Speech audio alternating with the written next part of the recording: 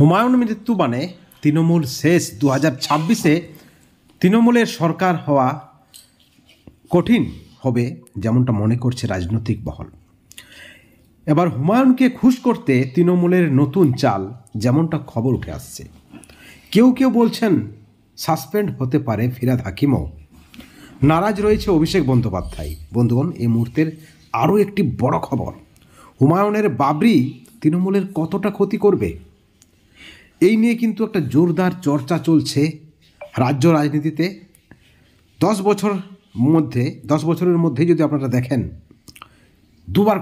দুবার করে সাসপেন্ড হলেন হুমায়ুন কবির। কিন্তু হুমায়ুন কবির সাসপেন্ড হওয়ার পরও তৃণমূলের উপর কিন্তু একটা দরদ দেখাচ্ছে, যেটাও কিন্তু রাজনৈতিক মহলকে ভাবাচ্ছে।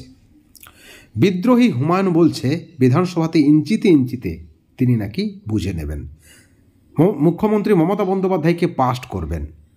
এবং 6ই ডিসেম্বর অযোধ্যার বাবরি মসজিদের ধ্বংসের দিনেই মুর্শিদাবাদের বেলডাঙ্গায় বাবরি মসজিদের ভিত্তি স্থাপন করলেন।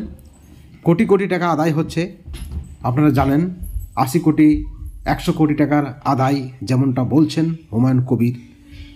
এই মামলা গড়িয়েছে হাইকোর্টে, আপনারা জানেন মোতায়েন হয়েছিল প্রচুর পরিমাণে কেন্দ্রীয় বাহিনী।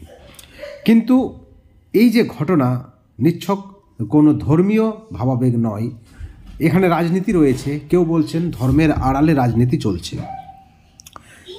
মসজিদের উপর ভিত্তি স্থাপন করে তারপর তিনি লক্ষ্য যেটা বেঁধে দিলেন, অর্থাৎ হুমায়ুন কবির যেটা দাবি করছেন যে 90 আসনে তার নতুন দল দাঁড়াবে এবং লক্ষ্য সরকার গঠন নয়, লক্ষ্য বিরোধী শিবির। এবং এই কথাই বলেছেন হুমায়ুন কবির, কার্যত হুঙ্কার দিয়েই বলেছেন বর্তমানে তৃণমূলের সাসপেন্ডেড নেতা। এবং তিনি কিন্তু মাঝে মধ্যে তার কথাও পাল্টাচ্ছেন। একটা নতুন রাজনৈতিক সমীকরণ এই মুহূর্তে দাঁড়াচ্ছে।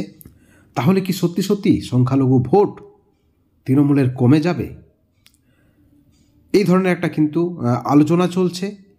আপনারা সকলে জানেন যে সংখ্যালঘু ভোটের প্রায় 99% তৃণমূলের পক্ষে। হিসেব বলছে বর্তমানে রাজ্যে 27% বা তার একটু বেশি সংখ্যালঘু ভোট রয়েছে। এবং নিজেদের সময় এই ভোট কিন্তু দখল রাখত বামেরা। রাজ্যের পালাবদলের পর এই ভোটচিত্র একেবারে শাসক দলের পক্ষে যায়। সংখ্যালঘুদের প্রায় সব সমর্থনেই গিয়ে পড়েছে তৃণমূলের উপর এই মুহূর্তে। কিন্তু হুমায়ুনের এই বাবরি এবং হুমায়ুনকে সাসপেন্ড করার পরেই বিদ্রোহী হুমায়ুনের যে কার্যকলাপ, তাতে কিন্তু একটা বড় আঘাত আনতে চলেছে শাসক দলে। 2021 সালের বিধানসভা নির্বাচনের হিসেব বলছে রাজ্যে 294টি বিধানসভা আসনের মধ্যে 74টি আসনে সংখ্যালঘু ভোটার 40% বা তার বেশি, এবং তৃণমূল সেখানে জয়ী হয় 69টি আসন।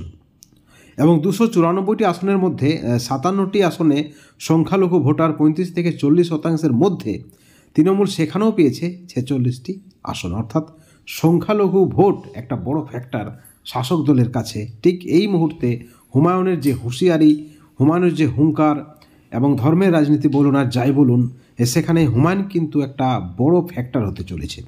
অনেকে বলছেন হুমায়ুনের মৃত্যু মানে তৃণমূল শেষ হতে চলেছে, অর্থাৎ 2026-এ তৃণমূল একটা বড়সড় ধাক্কা পাবে। ঠিক অপরদিকে রাজনৈতিক মহলের একাংশ মনে করছে হুমায়ুনের এই বাবরি শাসক দলকেই কিন্তু সুযোগ করে দেবে।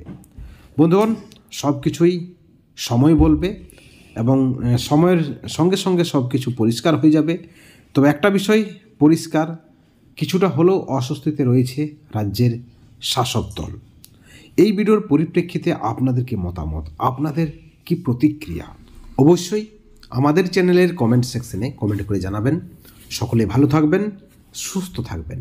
Thank you so much.